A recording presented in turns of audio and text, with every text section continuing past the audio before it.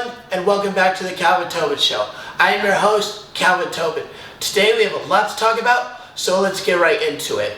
Alright, there has been a lot of trades going around all around the leagues, and there have been a few requests, and the most interesting one to me is Chandler Jones requesting a trade from the Arizona Cardinals. Now, it's a bit interesting and confusing to me because of a couple of reasons. One, the Arizona Cardinals are revamping and upgrading this offseason based on who they got. They got J.J. Watt, they got A.J. Green, and they got a potential future Pro Bowler and maybe Defensive Rookie of the Year linebacker out of Tulsa, Zaven Collins. Now, another reason is that the NFC West is getting a little bit dysfunctional because of how many players are switching and going to other teams. One, the LA Rams just got a new quarterback in Jared Goff. The San Francisco 49ers have a new potential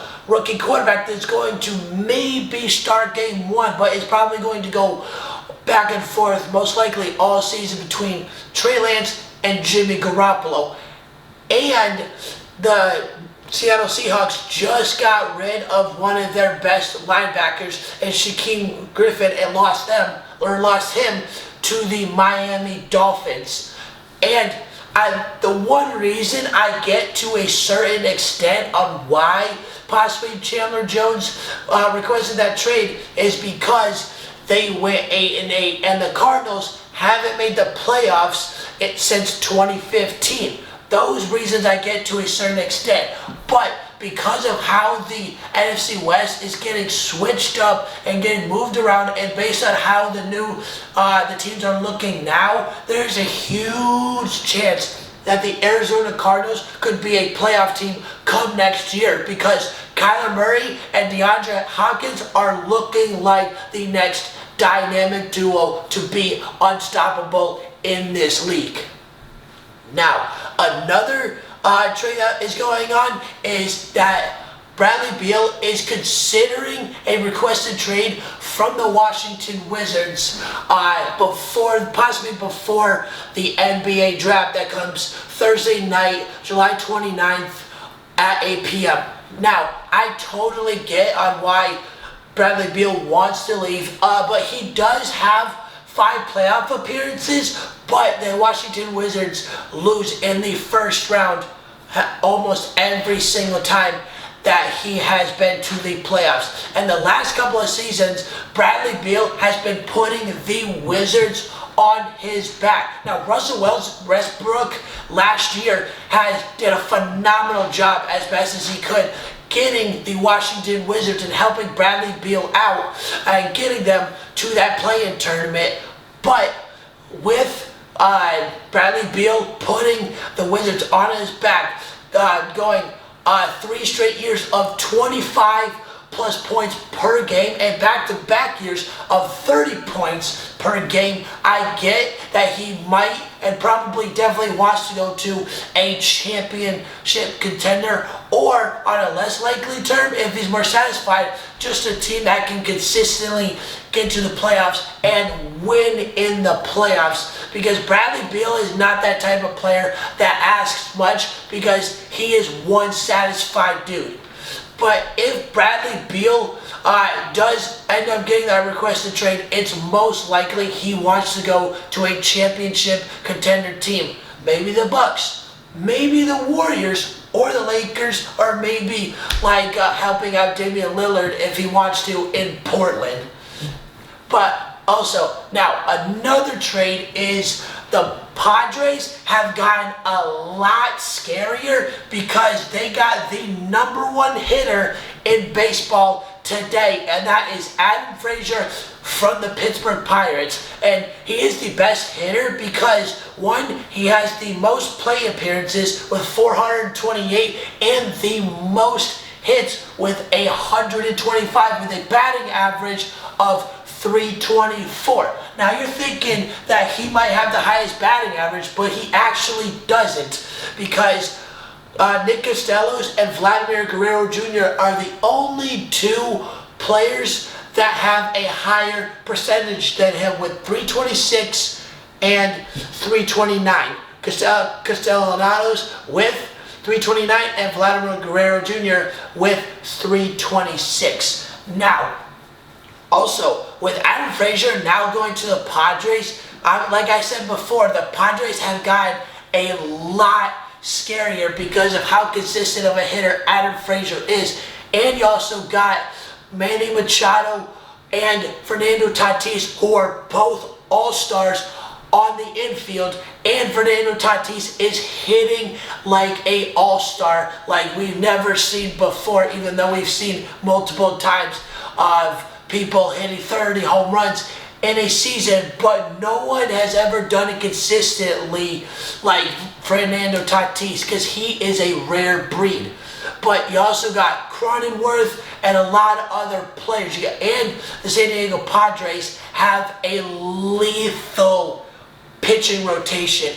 Now with the addition of Adam Frazier, this team looks like they might win the World Series. They may not have the best record, but they look like that they can win the World Series when it's all said and done.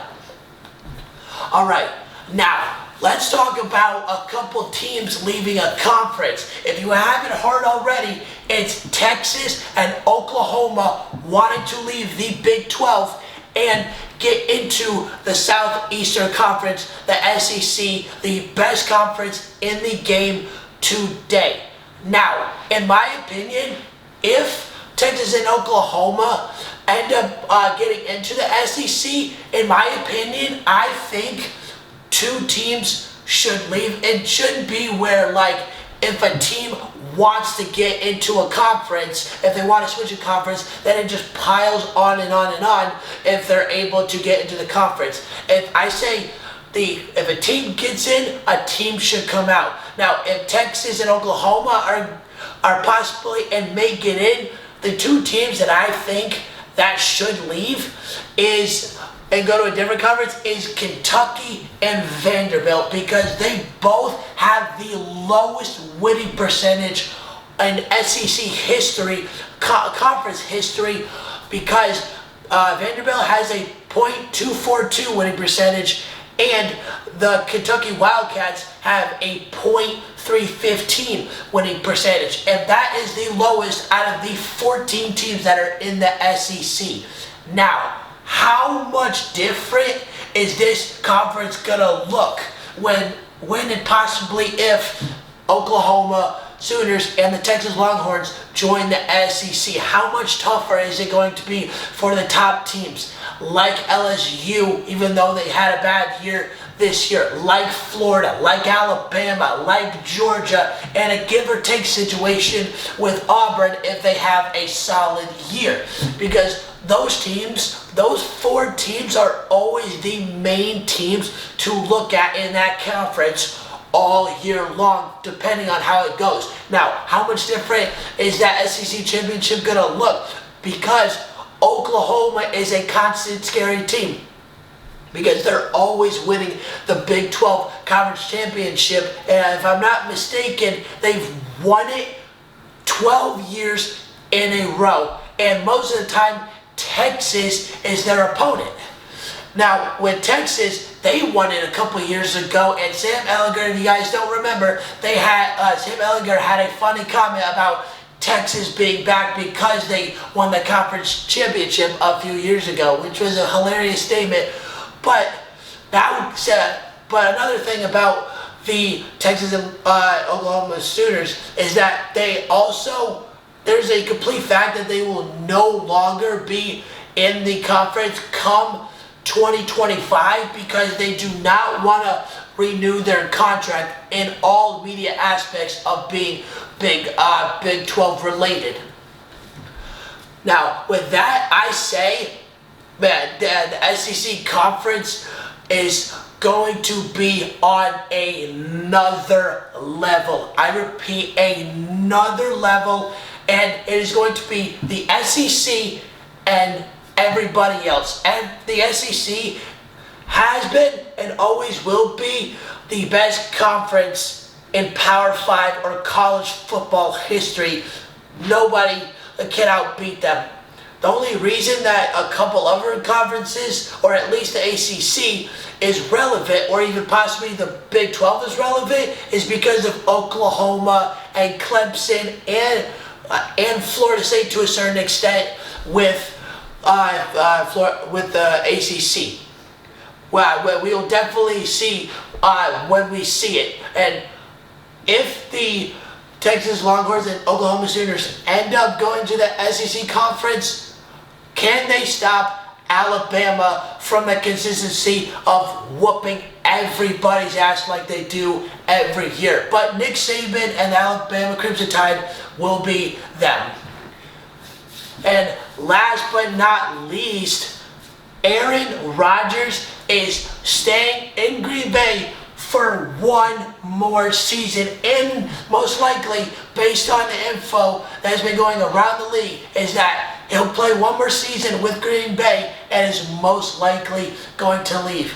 And now, since Aaron Rodgers has said that he's coming back, Devontae Adams is possibly coming back too, because Devontae Adams looks like he doesn't want to play with anybody other than Aaron Rodgers, or at least for a championship or playoff contender like a lot of players. It may not be Aaron Rodgers, but it would be another team, possibly going into next year if Aaron Rodgers was not staying. Now, if you guys have seen, Aaron Rodgers is not all about the money. He just wants to win championships, and he has been one of those players that is dragging his team every single year as far as he could possibly go. It is a 5-time NFC championship contender and a 1-time Super Bowl champion. Now, we all know and are possibly agreeing that the only reason that Aaron Rodgers is leaving is because of the Green Bay Packers organization screwing him over on not getting the players he needs. And it was completely official when we all knew that when they drafted Jordan Love 2 years ago. Like, what? That's like the biggest slap, punch, whatever you want to call it, insult to the face and to Aaron Rodgers if you draft a quarterback in the first round. And there was a lot of other receivers and potential talent they got and could have gotten if they decided to. But really going for another quarterback, like, come on, it's Aaron freaking Rodgers. Like, you got to be kidding me. Like, but Green Bay Packers are safe to say for at least another season, they have Aaron Rodgers to guide them as far as he can and possibly dragging them to another playoff appearance like he's done over the last 3 to 5 years. Alright, that's the end of the Calvin Tobin Show. Please subscribe to my channel, The Calvin Tobin Show, so you don't miss out on any sports, media, and news. And please follow me on Instagram at Calvin Tobin Show so you don't miss out on any sports news whatsoever. And